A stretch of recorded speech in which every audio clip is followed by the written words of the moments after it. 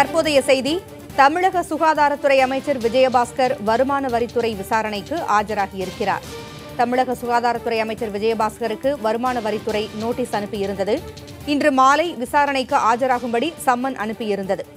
புதுக்கோட்டை மாவட்டத்தில் விஜயபாஸ்கருக்கு சொந்தமான குவாரியில் இருந்து கைப்பற்றப்பட்ட ஆவணங்கள் குறித்து விசாரணை நடத்த திட்டமிடப்பட்டிருந்தது. வருமான வரித்துறையின் புலனாய்வு பிரிவு இந்த சம்மனை அனுப்பியிருந்தது. அதில் தமிழக சுகாதாரத்துறை அமைச்சர் விஜயபாஸ்கர் வருமான வரித்துறை விசாரணைக்கு தற்போது ஆஜராகியிருக்கிறார். கூடுதல் தகவல்களை செய்தியாளர் சுப்பிரமணியிடம் கேட்கலாம். சுப்பிரமணி, சுகாதாரத்துறை அமைச்சர் தற்பொழுது வருமான வரித்துறை விசாரணைக்கு ஆஜராகியிருக்கிறார். கூடுதல் விவரங்கள் என்ன?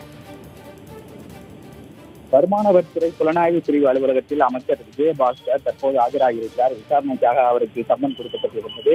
அதன் அடிப்படையில் தற்போது ஆஜராகியிருக்கிறார். அவரிடம் வருமான வரித்துறை புலனாய்வு பிரிவு அதிகாரிகள் விசாரணை மேற்கொண்டு வருகிறார்கள். கடந்த ஏப்ரல் மாதம் அவருடைய வீடு, அலுவலகம் மற்றும் அவருடைய சொந்த ஊரிலும் பல்வேறு கட்ட சோதனைகள் நடத்தப்பட்டிருந்தது. அதில் கைப்பற்றப்பட்ட ஆவணங்கள் குறித்து பல்வேறு கட்ட விசாரணையும் அவரிடம் நடத்தப்பட்டிருக்கிறது.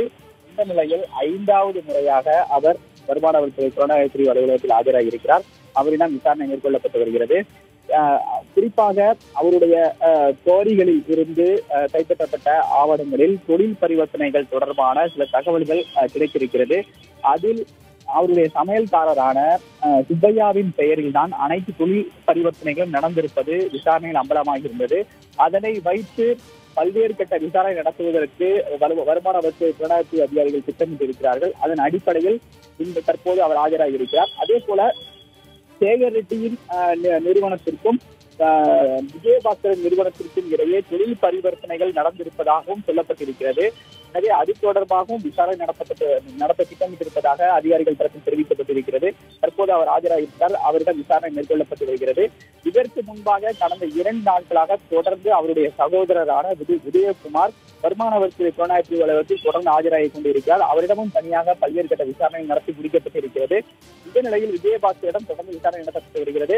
சேகர் ரெட்டியிடமும் விசாரணை நடத்துவதற்கு திட்டம் இருப்பதாகத்தான் அதிகாரிகள் தரப்பில் தெரிவிக்கப்பட்டிருக்கிறது. ஆனால் அவருக்கு சம்மன் அனுப்பப்பட்டிருக்கிறதா, அவர் எப்போது ஆஜராவார் என்ற விவரங்களை இதுவரை அதிகாரிகள் தெரிவிக்கவில்லை.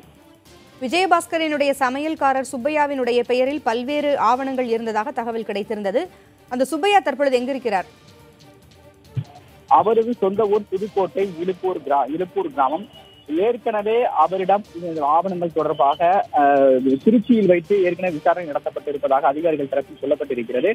தற்போது விஜயபாஸ்கரிடம் இந்த குவாரிகள் தொடர்பான விசாரணை முடிந்த பிறகு அடுத்த கட்டமாக அவரிடம் விசாரணை நடத்திருக்கிற வாய்ப்புகள் இருப்பதாகத்தான் அதிகாரிகள் தரப்பில் தெரிவிக்கப்பட்டிருக்கிறது. அதே போல இவருடைய சுப்பையாவின் பெயரில் தான் அனைத்து தொழில் பரிவர்த்தனைகளும் நடந்திருப்பதாக தெரிய வந்திருக்கிறது. அதற்குரிய ஆவணங்களும் வருமான வரித்துறை புலனாய்வு பிரிவு அதிகாரிகளுக்கு கிடைத்திருக்கிறது. எனவே அது தொடர்பான விசாரணை தான் அடுத்த கட்டமாக நடந்து கொண்டிருக்கிறது. இதற்கிடையில் அவருடைய 100 ஏக்கர் நிலம், அதே போல குவாரி என அவருடைய சொத்துக்களை வருமான வரித்துறை பரிந்துரையின் பேரில் மாவட்ட பதிவாளர் ஏற்கனவே முடக்கம் செய்திருக்கிறார்கள். இந்த நிலையில் இந்த விசாரணை, இன்று நடக்கக்கூடிய விசாரணை ஒரு முக்கியத்துவம் வாய்ந்ததாக பார்க்கப்படுகிறது. இந்த விசாரணைக்கு பிறகு அடுத்த கட்ட பல்வேறு கட்ட நகர்வுகள் இன்னும் அதிக அளவில் இருக்கும் என்று வருமான வரித்துறை அதிகாரிகள் தரப்பில் தெரிவிக்கப்பட்டிருக்கிறது. சுமார் எவ்வளவு மணி நேரம் இந்த விசாரணை நடைபெறும்? இந்த விசாரணைக்கு பிறகு என்னென்ன நடவடிக்கைகள் எடுப்பதாக வருமான வரித்துறை சொல்லியிருக்கிறது? ஏற்கனவே 2 தினங்களுக்கு முன்பு விஜயபாஸ்கரை நேரில் அழைத்து விசாரிக்க வருமான வரித்துறை புலனாய்வு அதிகாரிகள் திட்டமிட்டிருந்தார்கள். ஆனால் அவர் நீட் விவகாரம் தொடர்பாக டெல்லி சென்றிருக்கக்கூடிய காரணத்தினால் அவரால் நேரில் வர இயலவில்லை என்று தெரிவித்திருந்தார்.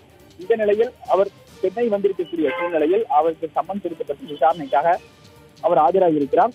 இது 5வது முறையாக ஆஜராகிறார். இது குறிப்பிட்ட நேரம் என்று சொல்ல முடியாது. இந்த விசாரணை என்பது, இந்த விசாரணை அந்த ஆவணங்கள் தொடர்பான விசாரணையாக பார்க்கப்படுகிறது. அந்த விசாரணை இன்னும் நீண்ட நேரம் வரை நீடிய வாய்ப்பு இருக்கிறது.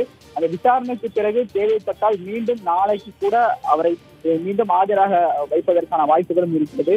எனவே அது தொடர்பான தெளிவான தகவல்களை அதிகாரிகள் இதுவரை தெரிவிக்கவில்லை. ஆனால் தற்போது விசாரணைக்காக அவர் ஆஜராகியிருக்கிறார். அவரிடம் தொடர்ந்து விசாரணை நடந்து கொண்டிருக்கிறது.